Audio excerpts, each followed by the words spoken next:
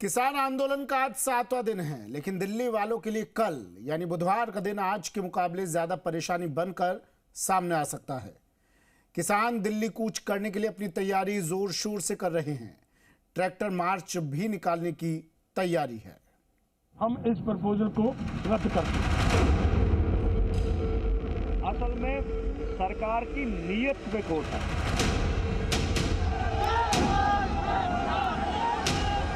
आंदोलन रोड पे नहीं है।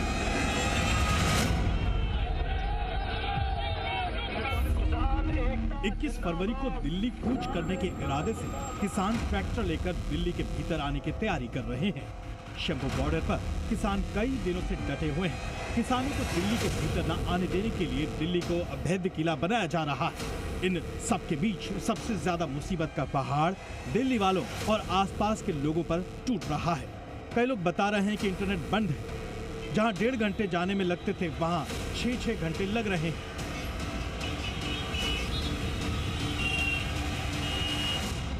उसमें कंपनी को फायदा हो रहा है।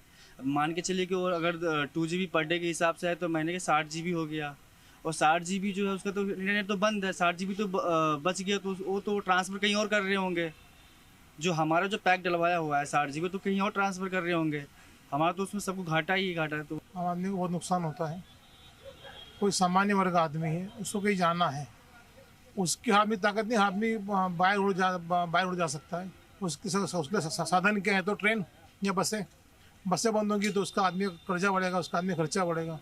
साफ है, किसान और केंद्र के बीच चौथे दौर की बातचीत फेल होने के बाद अब दिल्ली वालों की धड़कनें और तेज हो गई हैं। किसान आंदोलन की आग पूरे देश में फैलती जा रही है और इस किसान आंदोलन की वजह से कहीं ना कहीं आम आदमी को परेशानी उठानी पड़ रही है। चाहे इंटरनेट बंद होना हो, सड़कें बंद होना हो या परिवहन व्यवस्थाएं ठप पड़नी हो, नुकसान सिर्फ और सिर्फ आम आदमी का हो रहा है। इस बीच पंजाब हरियाणा हाईकोर्ट में सुनवाई के दौरान कोर्ट ने किसानों से पूछा कि आखिर हाईवे पर ट्रैक्टर ट्रॉली ले जाने का क्या मतलब है।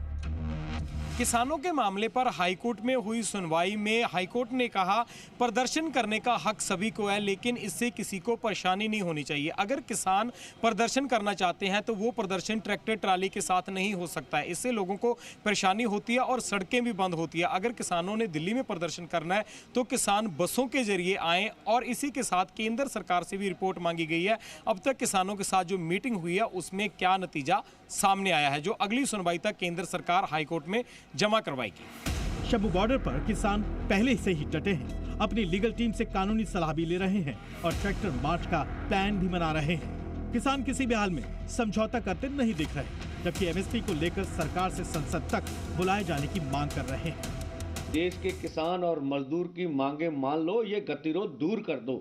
ये पॉलिटिकल विल पावर का सवाल है। स्वयं प्रधानमंत्री जी नोटिस लें तो एक दिन का संसदीय सत्र बुलाकर सारा गतिरोध दूर किया जा सकता। सिंघू बॉर्डर पर पुलिस ने छावनी बनाने में कोई कसर नहीं छोड़ी है। अभेद्य किला बनाने के लिए 2 और ट्रेन बुलाई गई है। आरएएफ के अधिकारी भी मुस्तैद हो गए हैं। दीवारें और ऊंची की जा रही हैं।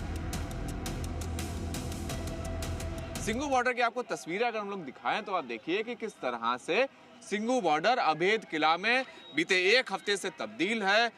सबसे आगे की पंक्ति में आपको रैपिड एक्शन फोर्स के जवान दिखाई देंगे, जो कि मुस्तैदी से खड़े हुए हैं और किसी भी तरह की परिस्थिति से निपटने के लिए तैयार बताए जा रहे हैं।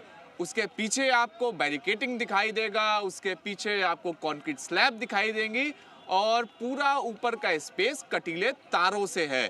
यानी देश की राजधानी दिल्ली में किसानों के प्रवेश पर रोक लगाने के लिए दिल्ली पुलिस हर संभव प्रयास करेगी। जहां आम लोग किसान आंदोलन से विषम परिस्थितियों का सामना करने को मजबूर हैं, वहीं उद्योग जगत को भी भारी नुकसान उठाना पड़ रहा है। एक आंकड़ों के मुताबिक अब तक 2000 करोड़ रुपए से ज्यादा का अनुमान लगाया जा रहा है।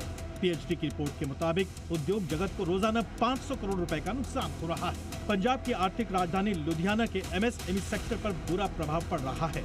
यहाँ हौजी उद्योग में सालाना 17,000 करोड़ का कारोबार हो रहा है, जबकि व्यापारियों को माल भाड़ा भी 10% तक ज्यादा चुकाना पड़ रहा है। किसान आंदोलन से प्रभावित व्यापारी अब परेशान हो गए हैं।